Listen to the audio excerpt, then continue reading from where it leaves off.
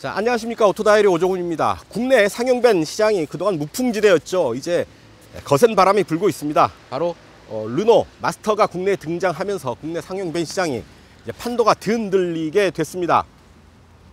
오늘 시승할 차 르노 마스터입니다. 프랑스 르노 공장에서 생산돼서 지금 막 한국에 도착한 아주 따끈따끈한 신차 르노 마스터 타고 오늘 시승을 진행하겠습니다. 여러분 함께 하시죠. 사이즈가 무지무지하게 큽니다.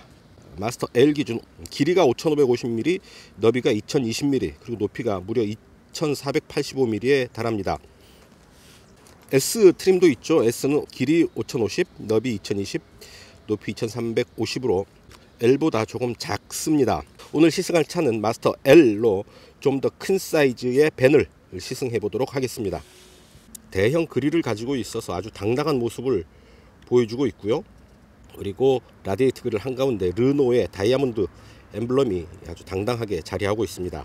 세미보니 스타일입니다. 앞으로 운전석 앞으로 엔진룸이 살짝 튀어나와 있죠. 1.5박스 스타일의 세미보니 디자인을 적용을 하고 있습니다. 그래서 좀 더 안전하죠. 운전석이 차 끝에 위치하게 되는 포터 트럭과는 안전성 면에서 확실한 우위를 자랑하게 됩니다.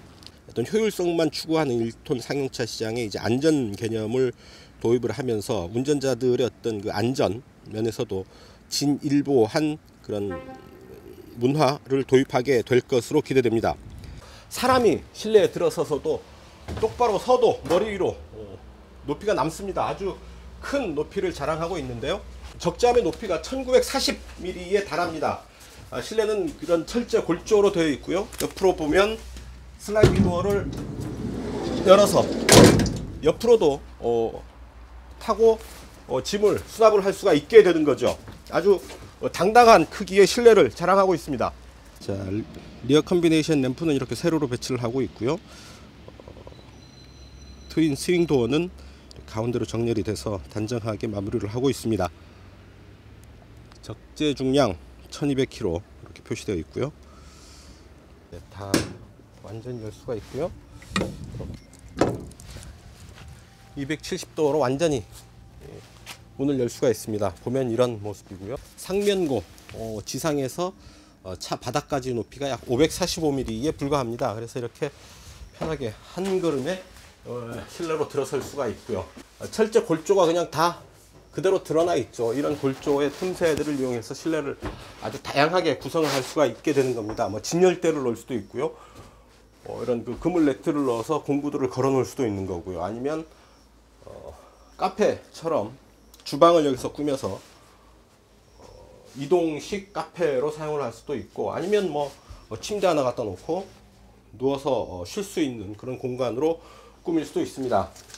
자, 이 부분이 상당히 중요한 부분인데요. 이른바 메탈 벌크 헤드입니다. 금속 재질로 운전석, 그러니까 객실 공간과 화물칸을 정확하게 구분해주는 그런 역할을 하는데요. 실려 있던 화물칸이 만약에 제동을 하거나 충돌 사고가 났을 때 운전석으로 치고 들어가지 않도록 칸막이를 정확하게 해줌으로 해서 운전자 혹은 객실의 탑승객을 보호하는 그런 역할을 하게 됩니다.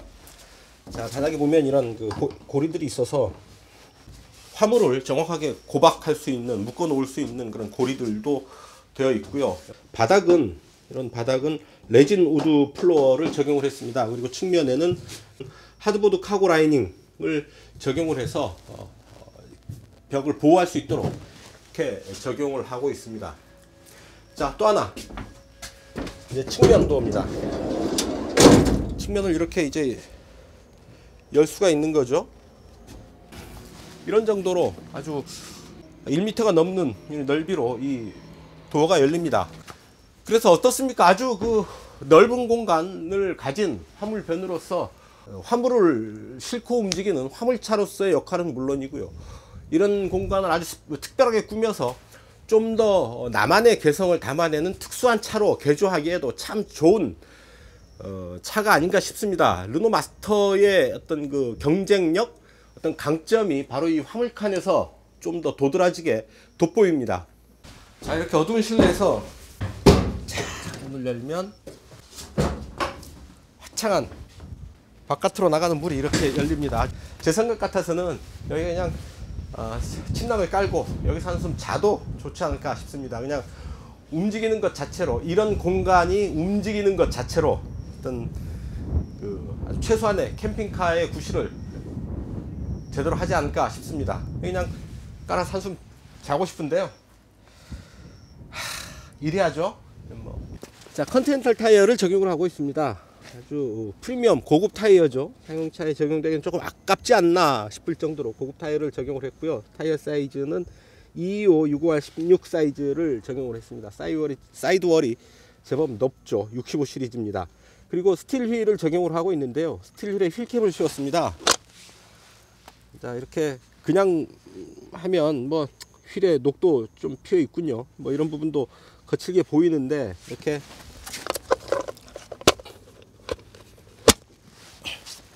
자, 이렇게 휠캡을 씌워서 좀 더 보기 좋게 만들어 줄 수가 있죠. 그리고 휠캡이 튀어나와 있어서 휠이 상하는 부분도, 휠이 닫히는 부분도 어느 정도 커버해 줄 수가 있게 됩니다. 이 부분은 에드블루 요소수를 넣게 되는 부분이고요. 자, 뒤쪽은 판 스프링을 적용을 하고 있죠. 이렇게 립 스프링을 적용을 해서 상용차다운 그런 면모를 보여주고 있고요. 자, 밑에 보면 스페어 타이어 보이시죠? 스페어 타이어가 이렇게 들어와 있고 리프 스프링 들어와 있습니다. 보면 여기는 경유를 넣을 수 있고요. 자, 안전띠를 매면 이런 자세가 되는데요. 시트 포지션이 일단 상당히 높습니다. 그래서 달리다 보면 옆에 함께 달리는 마을버스는 물론이고요, 시내버스까지도 운전 높이가 비슷하다라는 생각을 들 때가 있습니다. 그만큼 시트 포지션이 높다라는 얘기고요, 넓은 시야를 가질 수 있다는 얘기가 되겠습니다. 대신에 높으면 좀 불안하죠. 흔들림도 좀 느껴질 테고요. 그런 그 자세에서 오는 그런 특징 얘기해 볼 수 있겠습니다. 실내에 들어서면 가장 먼저 눈에 띄는 건 아주 많은 수납 공간, 아주 다양한 수납 공간을 만날 수 있습니다. 무려 15개라고 하는데요. 운전석 도어 포켓에서부터 조수석 도어 포켓까지 대시보드를 거치면서 아주 많은 수납 공간이 있습니다. 게다가 헤드업 콘솔, 일반 아주 대형 트럭에서 주로 만날 수 있는 부분이죠. 이 위로 또 수납 공간을 분할해서 만들어 놓아서 어디든지 손이 뻗기만 하면 수납 공간을 만날 수가 있습니다. 이 가운데 테이블은 세우면 이렇게 시트가 됩니다. 그래서 앞에 3인승 밴이 되는 거죠. 앞좌석에 셋이 앉아서 이동을 할 수 있는 그런 밴의 특징을, 시트를 가지고 있습니다. 수동 변속기입니다. 6단 수동 변속기를 적용을 하고 있고요. 자동 변속기 아직은 선택할 수가 없습니다. 르노 삼성 자동차에서는 시장 상황을 봐가면서 이제 수요가 있으면 공급을 하겠다라는 입장인데, 아마도 자동 변속기에 대한 수요가 아주 많지 않을까 하는 생각을 하게 됩니다. 국내 시장의 특성이죠. 국내에서는 수동 변속기를 재미있다라기보다는 불편해하는, 좀 불편한 변속기다라는 인식이 더 크죠. 그래서 수동 변속기 말고 자동 변속기를 요구하는 소비자의 목소리는 좀 점점 더 커지지 않을까 하는 예측을 해봅니다. 하지만 저 개인적으로는 수동 변속기 괜찮습니다. 아주 좋고요. 연비에도 유리할 뿐 아니라 좀 더 상용 밴이어서 아주 빨리 달리거나 이런 부분은 아니겠지만, 그래도 변속을 통해서 운전하는 재미, 또 지루한 운전을 좀 더 재미있게 할 수 있는 그런 요소가 되지 않을까 하는 측면에서 수동 변속기는 제가 그렇게 나쁘게 보지는 않습니다. 하지만 센터페이샤에 아주 간단하게 모니터 하나가 딱 들어와 있습니다. 터치 스크린이 가능하고요. 오디오, FM 라디오가 가능하고 블루투스 오디오를 연결을 할 수가 있습니다. 우측에 보면 오토 스탑을 해제할 수 있는 버튼이 있고요. 그리고 에코 버튼이 있습니다. 좀 더 경제적으로 차를 운전할 수 있도록 해주는 거죠. 핸드 브레이크 방식의 사이드 브레이크. 실내가 소리가 약간 울리는 그런 느낌이 있습니다. 아무래도 이 격벽이 철판으로 되어 있고요. 높고 넓은 실내여서 약간 소리가 울리는 그런 느낌 있다는 것 말씀드립니다. 자, 스티어링 휠 한번 보죠. 자, 하나, 둘, 셋. 3.7회전 정도 하는데요. 덩치 큰 상용 밴인 만큼 약간 여유 있는 조향을 하라는 의미겠죠. 차의 성격 크기에 맞춘 그런 조향비가 아닐까 싶습니다. 스티어링 휠 아래에 버튼이 있는데 오디오 조절, 음량 조절 버튼이 있고요. 자, 실내를 구성하는 어떤 그 재질은 플라스틱 재질들입니다. 좀 값싼 저렴한 재질들을 사용을 하고 있는데요.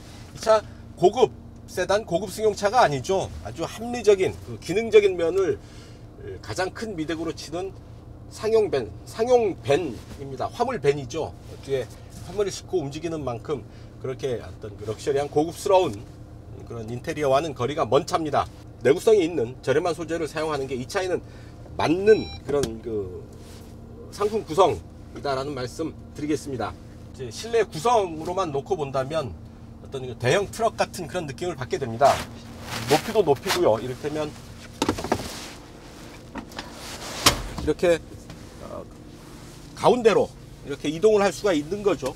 이동을 해서 가운데 앉아 보면 이 앞으로 무릎 앞으로 충분히 공간을 확보하고 있고요.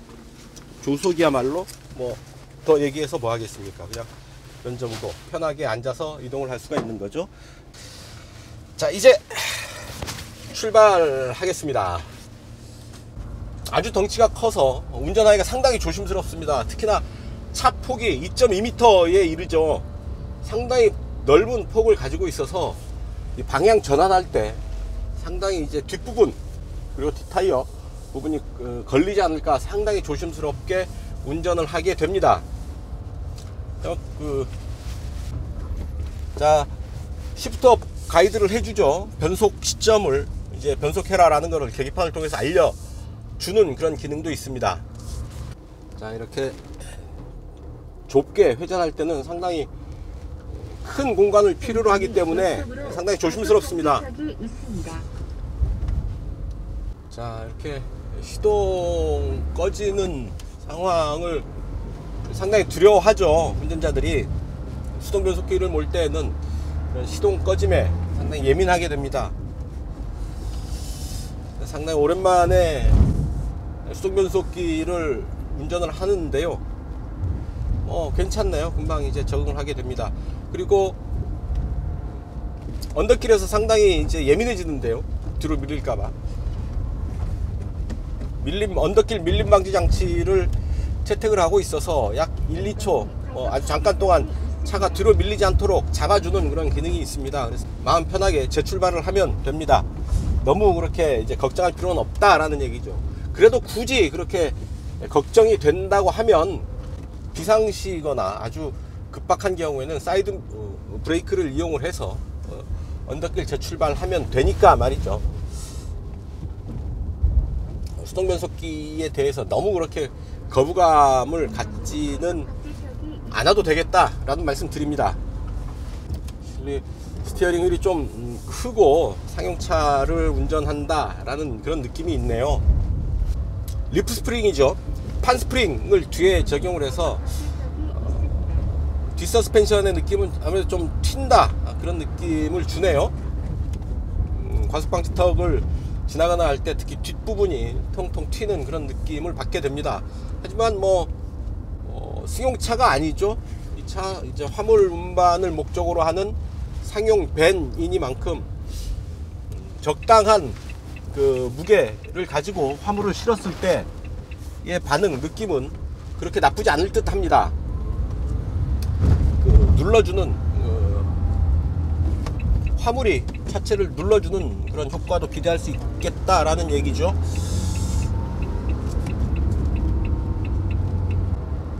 (145마력의) 힘, 교통 흐름에 맞춰서 나란히 달릴 수 있게 적절한 힘을 보내주고 있습니다. 배기량 2.3L 트윈 터보 디젤 엔진을 적용을 하고 있죠. 캐빈룸과 객실, 그러니까 화물칸과 이게 실내를 객실을 완전히 구분을 해 놨죠. 이 철판을 가운데 덧대서 아주 정확하게 화물칸과 실내를 구분을 해 놓았습니다. 그리고 이 철판이 가로막고 있는 게 상당히 중요하죠. 가다가 급제동을 할 때 화물차 같은 경우에는 뒤에 실려 있던 화물이 운전자를 때려서 운전자의 충격을 가해서 2차 사고로 이어지는 경우가 많죠. 그래서 그런 부분을 확실하게 막을 수 있도록 격벽은 확실하게 이제 설치해 놓고 있습니다. 일단 차가 높죠. 주변을 함께 달리는 다른 차들이 상당히 눈 아래로 내려다 보게 됩니다. 아주 자연스럽게 주변의 차들을 함께 달리는 주변의 차들을 발 아래로 보는 약간 거만하고 건방진 심리 상태를 갖게 됩니다. 승용차 내 차를 운전하는 버릇이 있어서 자꾸 룸미러를 찾아서 보게 되는데 룸미러가 없죠. 룸미러 봐봐야 뭐 격벽에 막혀 있을 테니까요. 결국 시야는 좌우측에 있는 사이드미러를 통해서 확보를 하게 되는데요. 사이드미러 아래쪽에 보조미러를 광각 렌즈를 더 덧댔습니다. 그래서 좀 더 넓은 시야를 확보할 수 있게 해주는 거죠. 그래서 좁은 길 그리고 코너 뭐 이런 데서는 이 아래 광각 렌즈를 통해서 광각 거울을 통해서 좀 더 넓은 시야를 확보하면서 차를 다룰 수가 있게 되는 겁니다. 확실히 좁은 골목길에서 움직일 때는 신경이 곤두섭니다. 회전할 때 부딪히지 않을까, 뒤가 닿지 않을까, 타이어가 걸리지 않을까 아주 조심스럽게 차를 다루게 됩니다. 이를테면 두 번에 나눠서 빠져나올 수 있는 코너에서도 세 번, 네 번 하게 되고요. 특히 후진할 때 뒤가 룸미러를 통해서 후방 시야 확보가 되지 않기 때문에 상당히 조심스럽고요. 차가 길어서 뒷부분이 제대로 가늠되지 않습니다. 다행스러운 것은 후진 기어를 넣으면 후방 카메라가 연동이 돼서 모니터에 뒷부분에 화면이 뜹니다. 그래서 이제 후방 시야를 확보할 수 있다라는 건 상당히 큰 도움이 됩니다. 그렇지 않다고 한다면 보조 운전자, 보조 드라이버가 있어 뒤에서 유도를 해줘야 되죠. 평소에도 주정차거나 후진할 때 이 차가 아주 서투른 사람들에게는 누군가가 뒷부분을 함께 봐주면 참 좋지 않을까, 좀 더 안전하지 않을까 하는 생각을 하게 됩니다. 자, 계기판에 이제 파란 표시로 시프트업을 해라 라는 표시가 오죠. 변속감이 아주 좋습니다. 정확하게 자리를 찾아 들어가고요. 후진은 눌러서 일단 옆으로 내려오는 후진 방식입니다. 바람소리보다도 이 엔진 소리가 좀 들어오는 편이죠. 2.3L 디젤 엔진이 가속을 쭉 이어가게 되면 엔진 소리를 바리톤 음색이랄까요? 낮고 굵게 이제 울리는 엔진 소리를 듣게 됩니다. 그래도 차 높이와 넓이가 있죠. 그 공기와 맞닿는 단면적이 넓기 때문에 속도가 높아질수록 이런 그 소리는 점점 증폭이 됩니다. 엔진 소리, 바람 소리 이런 것들이죠. 그 가운데 특이하게 노면잡 소리는 그렇게 크게 많이 들리지 않는다라는 점 말씀드립니다. 차선 이탈 경보 장치가 있죠. 시속 60km 이상에서 방향지시등 켜지 않고 차선을 바꾸면, 예를 들어서 이렇게 하면 이런 그 알람이 울립니다. 차선을 넘고 있으니까 조심해라 라는 얘기죠. 다만 방향지시등을 켜고 이렇게 차선을 넘으면 경고음이 들리지가 않습니다. ESM 에너지 스마트 매니지먼트 시스템이 있다는데요. 일종의 하이브리드의 회생제동 시스템과 비슷한 개념입니다. 가속하다가 쭉 가속 페달에서 발을 떼면 감속하는 과정에서 이 남는 에너지를 전기로 세이브해서 이런 전기장치를 사용을 할 때 보태서 쓴다라는 얘기죠. 그만큼 차 전체의 효율을 조금이라도 더 좋게 해주는 그런 시스템입니다. 자, 핸들 아래쪽으로 보면 익스텐디드 그립 컨트롤이 있는데요. 차의 그립 컨트롤, 구동바퀴의 그립을 잃지 않도록 조절해주는 겁니다. 구동력과 제동력을 적절하게 조절을 해주면서 차가 엇바퀴 돌지 않게 조절을 하면서 충분한 구동력을 확보할 수 있게 조절해 주는 거죠. 이 차 앞바퀴 굴림이죠. 앞바퀴에 이런 구동력을 확보할 수 있게 해주는 그런 시스템으로 작용을 하게 됩니다. 르노 마스터의 라인업이 아주 다양합니다. 전륜구동에서부터 후륜구동차도 있고요. 좀 더 크게 해서 적지 않은 아주 크게 트럭 못지않은 사이즈로 키운 그런 경우도 있고요. 그래서 아주 다양한 요구에 대응할 수 있도록 여러가지 경우의 수를 맞춰서 차를 생산을 합니다. 밴만 있느냐, 승합 즉 미니버스죠. 승합도 들어올 수 있다라고 르노 삼성 자동차에서 이 차를 출시하면서 여운을 남겼거든요. 분명히 그들의 계획에는 있다라는 건데 승합 모델도 하루빨리 만나봤으면 좋겠습니다. 1톤 화물 시장, 또 4인승 밴 시장이 거의 무풍지대였죠. 현대기아차가 독점하는 그런 거의 경쟁이 없는 무풍지대였습니다. 그래서 아주 포터 같은 경우는 아주 오래도록 시장에서 독점적 지위를 누리고 있고요. 솔라티 화물이 최근에 나왔고, 그리고 스타렉스 밴이 있죠. 어쨌든 현대기아차의 라인업이라고 본다면 현대기아차가 이 시장을 독식하고 있었는데 이제 르노 삼성 차가 추사표를 던지면서 좀 팽팽한 긴장감을 느낄 수가 있습니다. 가격도 괜찮게 제가 보기에는 경쟁력 있는 가격을 내놨다고 보는데요. 어떻습니까? 좀 더 경쟁력이 있어 보이지 않나요? 일단 밴형 화물 밴이 결국은 어떻게 보면 선진국형 화물차라고 얘기할 수가 있죠. 이렇게 그냥 일반 트럭처럼 노출되어 있는 화물칸이 노출되어 있는 게 아니라 딱 이제 벽으로 둘러싸여 있어서 실내에 짐을 싣게 되는, 그래서 이런 고속도로를 간다거나 자동차 도로를 달릴 때 실어놓은 화물이 튕겨나가지 않는, 그래서 화물 자체 안전은 물론 함께 달리는 도로 안전을 위해서도 이런 화물 밴이 좀 더 선진국형이다 라는 거죠. 이를테면 봉고나 포터 같은, 지금 앞에 트럭이 갑니다만 저런 부분은 이제 화물칸이 노출되어 있어서 좀 불안하죠. 보기에도 그렇고 실제로 화물이 튕겨져 나와서 교통사고를 유발하기도 하고요. 또 하나 이제 캡 앞으로 어떤 안전 공간이 없죠. 엔진을 바닥에 깔고 앉은 그런 스타일이기 때문에 충돌 사고가 났을 때 아주 큰 피해를 피할 수 없는 구조입니다. 이 차는 세이보니 스타일로 적어도 1.5박스죠. 앞으로 엔진룸이 나와 있어서 어느 정도 최소한의 안전은 확보가 된 그런 형태를 취하고 있습니다. 그만큼 탑승객의 안전을 위해서도 바람직한 형태다 라고 얘기를 할 수가 있는 겁니다. 자, 화물차인 만큼 오늘 그렇게 속도를 많이 내지는 않고 있습니다. 그래도 속도를 좀 끌어올리면 어떨지 아주 잠깐만 고속주행을 해보도록 하죠. 킥다운, 가속 페달을 하면 킥다운 버튼이 발끝에 느껴지고요.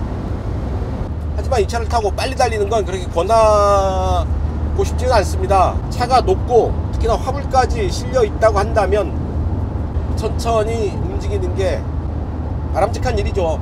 적어도 화물을 실은 상태에서 시속 100km 이상은 안 달리는 게 좋겠습니다. 약간 자 지금 화물이 실려있지 않은 관계로 약간 좀 튄다, 통통 튄다 혹은 좀 가벼운 그런 느낌을 받게 되는데요. 자, 빨리 달릴 때는 아무래도 바람 소리가 확 커지네요. 단면적이 워낙 크기 때문에 부딪히는 바람 소리 어떻게 해볼 도리는 없는 것 같습니다. 이 차를 타고 트레일러를 연결해서 움직일 경우도 생각을 해볼 수 있는데요. 캠핑카를 끈다든지 아니면 이 차를 캠핑카로 만들 수도 있겠지만 뒤에 캠핑카를 붙인다든지 할 때 트레일러 연결하는 트레일러 연결 고리를 사용을 할 수가 있겠죠. 트레일러 스윙 어시스트가 이 차에는 적용되어 있습니다. 뒤에 연결된 트레일러가 흔들리지 않도록 이 흔들림을 조절해주는 그런 기능을 하는 거죠. 차선을 밟을 때마다 소리를 내네요. 확실히 실내에서 그렇게 정숙하거나 조용하거나 많지는 않고요. 바람 소리가 좀 들리긴 합니다. 운전하기가 아주 편합니다. 그냥 차체가 높아서 멀리 시야를 확보할 수가 있고요. 뭐 굳이 빨리 달릴 필요는 없는 차여서 적당한 속도감을 즐기면서 넓은 시야를 갖고 있기 때문에 편안하고 안정된 그런 심리적인 상태를 유지를 할 수가 있습니다. 자, 6단 쓸 일이 그렇게 많지는 않은데 6단까지 한번 올려봅니다. 6단 이고요. 약 시속 100에 맞춰보죠. 크루즈 컨트롤이 없어서 계기판상으로 맞춰보면 RPM은 약 1800 정도를 가리키고 있습니다. 상당히 안정된 그런 포지션 엔진 회전수를 보여주고 있는 거죠.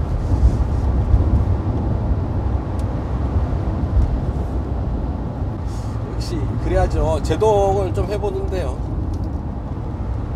초기 반응이 이렇게 약합니다. 강하지 않습니다. 계속 지속적으로 잡고 있을 때 뒤로 갈수록 제동이 좀 더 강하게 작동하는 그런 부분 느낄 수 있습니다. 노면 상태가 좋아서 그렇게 차가 흔들린다거나 거칠다거나 서스펜션이 거칠다거나 이런 느낌은 아니고요. 상당히 노면의 굴곡을 따라서 차분하게 잘 달려주는 그런 느낌인데요. 과속 방지턱이 좀 있는, 또 노면 상태가 안 좋은 곳에서는 간혹 차가 거친 느낌을 받을 때가 있습니다. 특히 리어 서스펜션 뒤쪽 부분이 좀 더 거친 그런 느낌을 받게 되죠. 상용차입니다. 화물차입니다.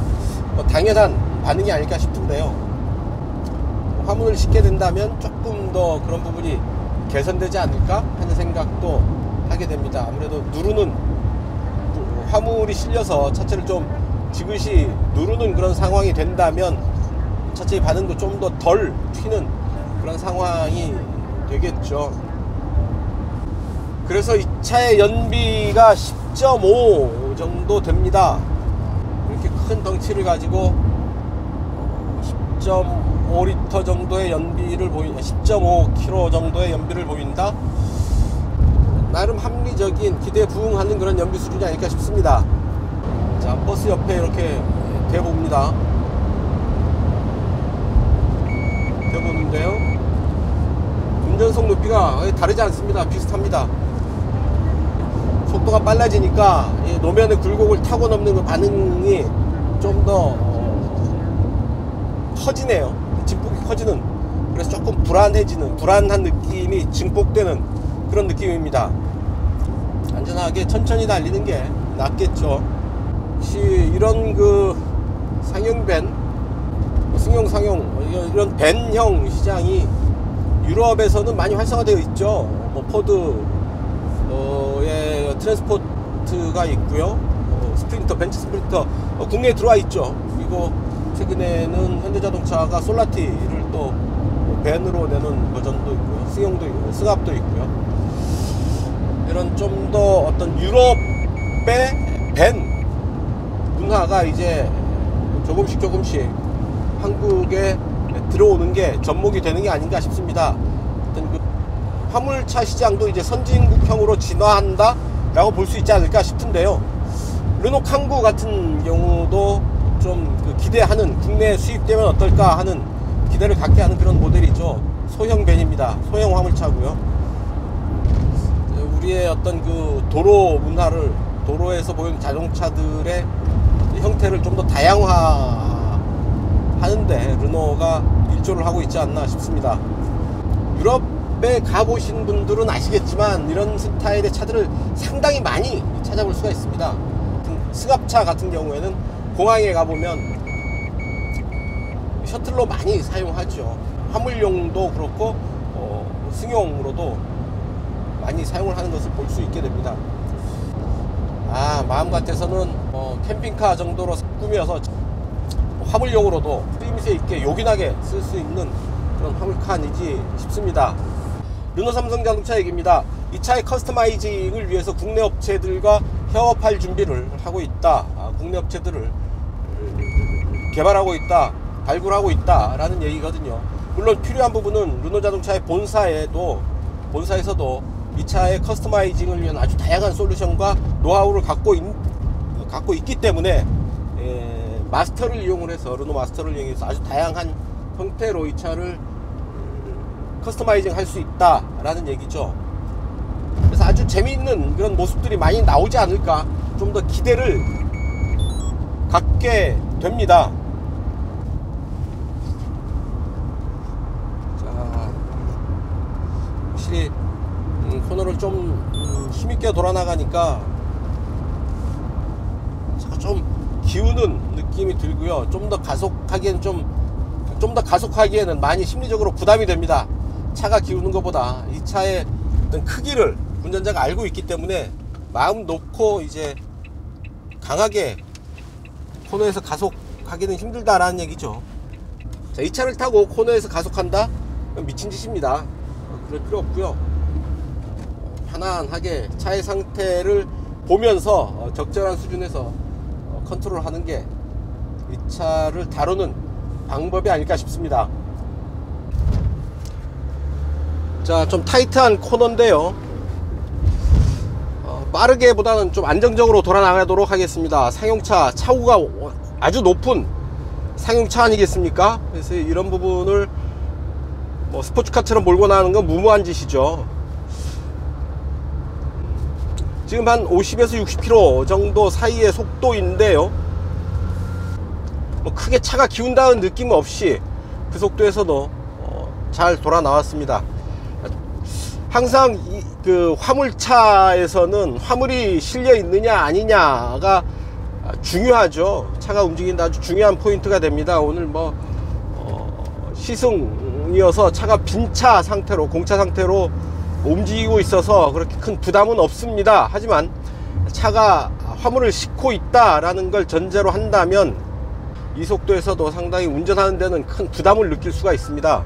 화물을 싣고 있을 때는 특히 제동거리에 상당히 유의를 해야 됩니다.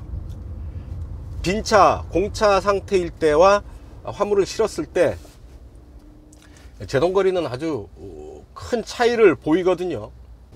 제동거리가, 화물을 실었을 때는 제동거리가 많이 늘어난다, 길어진다 라는 생각을 하시고 차를 다뤄야 됩니다. 미리 여러 번에 나눠서 제동을 해야 된다 라는 얘기죠. 엔진이 딱 시동이 꺼졌죠. 브레이크에서 발을 떼면 혹은 클러치를 밟으면 시동이 다시 걸립니다. 어이쿠, 상당히 거칠게 과속방지턱을 건너가는 것을 확인할 수 있습니다. 차가 좀 아무래도 거칠죠. 서스펜션이 그렇게 정교한 서스펜션이 아니고 좀 강한 편입니다. 게다가 뒤에는 판스프링을 적용을 해서 판스프링이, 특히 화물차에 적용된 판스프링이 공차, 빈차 상태일 때는 좀 통통 튀는 그런 느낌을 주게 마련이죠. 화물이 어느 정도 실려 있어서 지그시 눌러줄 때 그런 그 튀는 느낌이 사라질 텐데요. 단도직입입니다. 수동 변속기는 운전하는 재미는 있지만 아무래도 일반 운전자들에게는 좀 불편한 요소가 아닐까 싶습니다. 수동 변속기를 기본으로 하더라도 자동 변속기는 선택으로라도 적용할 수 있도록 상품 구성을 좀 더 다양화할 필요는 있어 보입니다. 특히나 가다서다를 반복해야 되는 시내에서 화물 운송을 해야 되는 이 차의 특성을 감안한다면 다소 연료 효율이 떨어지는 부분이 있다고 하더라도 자동 변속기는 적용해야 하는 게 아닌가 싶습니다. 아주 많은 수납 공간을 가지고 있죠. 그래서 편리합니다. 때로는 그래서 좀 복잡하고 헷갈릴 수도 있지 않을까 하는 생각을 하게 됩니다. 이거 어디다 뒀지? 했을 때 찾아야 되는 공간이 너무 많은 거죠. 뭐라 그럴까요? 큰 덩어리로 묶어서 몇 개의 수납 공간을 적용하는 게 15개의 세밀한 공간으로 쪼개놓은 것보다는 좀 더 낫고 효율적이지 않을까 싶습니다. 너무 많아서 편리하지만 너무 많아서 더 복잡하고 더 헷갈릴 수도 있겠습니다. 네, 무풍지대에 바람이 불기 시작했습니다. 이제 현대자동차가 독점하고 있는 승합 밴 시장에 이제 르노 삼성자동차가 르노 마스터 이 차로 도전장을 내민 셈이죠. 타보니 아주 괜찮은 선진국형 상용 밴이라는 것을 느낄 수 있었습니다. 아주 합리적인 구조를 가지고 있고요. 가격조차도 상당히 경쟁력 있게 책정되어 있음을 알 수 있습니다. 화물밴이라고는 하지만 아주 다양하게 이 차를 변형시킬 수가 있다라는 것, 이 텅 빈 화물칸이 얘기해주고 있습니다. 이 화물칸을 어떻게 꾸미느냐에 따라서 그냥 평범한 화물차일 수도 있겠고요. 아주 럭셔리한 캠핑카 혹은 또 하나의 공간으로 탈바꿈할 수도 있는 아주 무한한 잠재력을 가진 경쟁력 있는 차다라는 게 저의 생각입니다.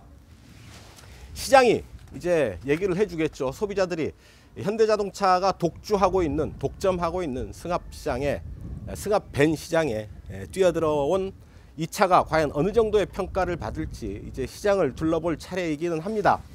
아주 큰 변화의 바람이 불지 않을까 하는 게 이 차를 타본 저의 시승 소감입니다. 오늘 시승은 여기까지입니다. 지금까지 저는 오토다이어리 오종훈이었습니다. 감사합니다.